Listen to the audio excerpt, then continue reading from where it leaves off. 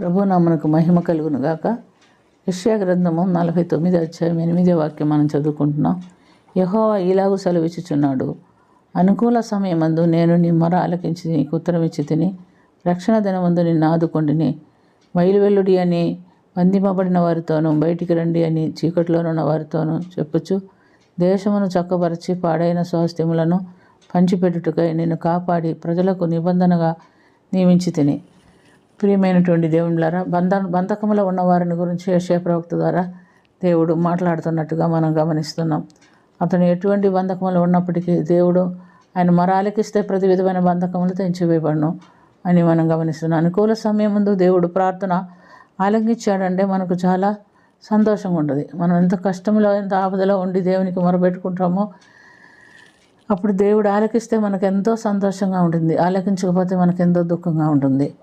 మనం ఒక వ్యక్తిని చూస్తున్నాం. ఉదాహరణకు యెషయా గ్రంథంలోనే 38వ అధ్యాయంలో అని మనం చూస్తున్నాం. హిజ్కియా మరణకరమైన రోగం కలిగి ఉంటుండగా యెషయా ప్రవక్తను పంపించి దేవుడు, హిజ్కియా నువ్వు మరణం అవుతున్నావు కనుక నీ ఇల్లు చక్క పెట్టుకోమని చెప్తున్నట్టుగా మనం చూస్తున్నాం. అతడు వెంటనే ఓడవైపు తన ముఖం తిప్పుకొని కన్నీరు విడిచుచు, ప్రభువా, యథార్థ హృదయననే నీ సన్నిధిలో సత్యముతో నేను ఎట్లా జీవించుతున్నట్లు ప్రవర్తించుతున్నావు, ఒక్కసారి నన్ను జ్ఞాపకం చేసుకోమని కన్నీళ్ళు విడిచుచు ప్రార్థన చేశాడు. అతను చేసినటువంటి ఆ ప్రార్థన దేవుడికి అంగీకారం అయింది కనుక వెంటనే రాజభవనమునకు బయటకు వచ్చినటువంటి యెషయాని మరలా తిరిగి పంపిస్తున్నట్టుగా మనం చూస్తున్నాం.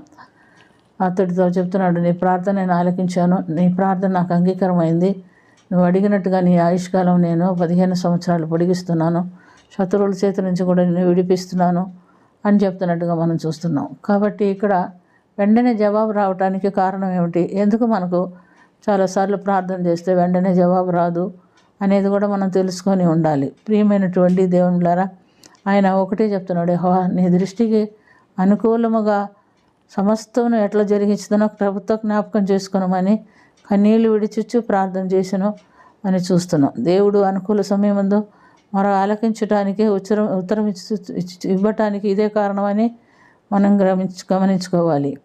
మరి హిజ్కియా దేవునికి అంగీకారంగా ఈ లోకంలో పరిపాలన చేసినట్టుగా జీవించినట్లుగా మనం గమనిస్తున్నాం. కాబట్టి ప్రియమైనటువంటి దేవునిలారా, హిజ్కియాతో అంటున్నాడు, నీ పితరుడైన దావీదునకు దేవుడైన యెహోవాను సెలవిచ్చుచున్నది ఏమనగా, నీవు కన్నీళ్లు విడిచుట నేను చూచి తిని, నీ ప్రార్థన నేను అంగీకరించి ఉన్నాను, ఇకను 15 సంవత్సరాల ఆయుష్కాలం నీకు పొడిగిస్తాను అని చెప్పి వాగ్దానం ఇస్తున్నట్లుగా మనం చూస్తున్నాం.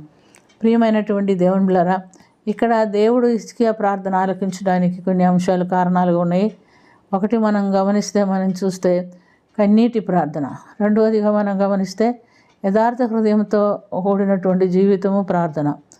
దేవుని సన్నిధిలో ఆయన యథార్థ హృదయుడని చెప్పుకుంటున్నాడు, వాక్యానుసారమైన జీవితం జీవిస్తున్నట్టుగా మనం చూస్తున్నాం. నాలుగోదిగా దేవుని దృష్టికి అనుకూలంగా సమస్తమును జరిగించిన వాడని ధైర్యంతో దేవుని సన్నిధిలో ఆయన చెప్పగలిగాడు.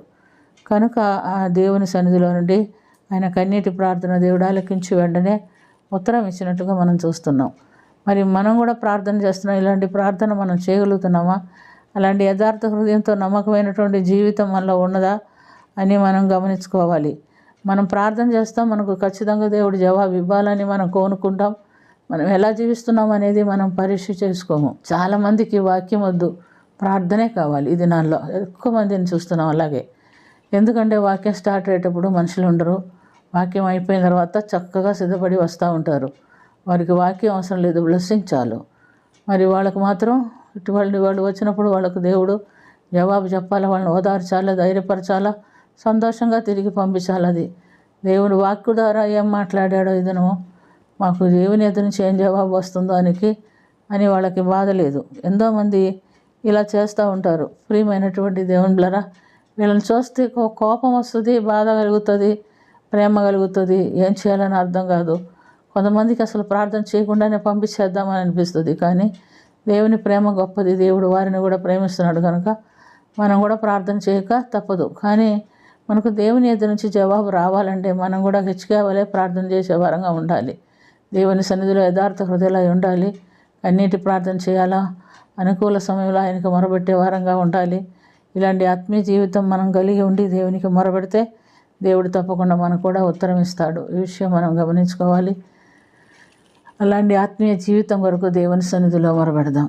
ప్రేమ కలిగిన తండ్రి, కృప కలిగిన ప్రభా యేసయ్యా, మేము మీ సన్నిధిలో మొరబెట్టినప్పుడు అనుకూల సమయం అందు మా ప్రార్థన కూడా ఆలకించి మాకు కూడా జవాబు ఇచ్చే దేవుడిగా మీరు ఉన్నందుకు స్తోత్రం అయ్యా. అలాంటి జీవితాలు మాకు దయచేయండి నా తండ్రి. నీ వాక్యానికి, నీ వాక్కులకు ప్రాధాన్యత ఇచ్చి నీ నోటి మాటలు ఆలకించి అంగీకరించి దాన్ని అనుసరించి జీవించగలిగే జీవితాలు మాకందరికీ దయచేయమని, కృప చూపించమని యేసుక్రీస్తు పుణ్య నామమున మిక్కిలి వినయంతో అడిగి వేడుకొంచున్నాము తండ్రి. ఆమేన్.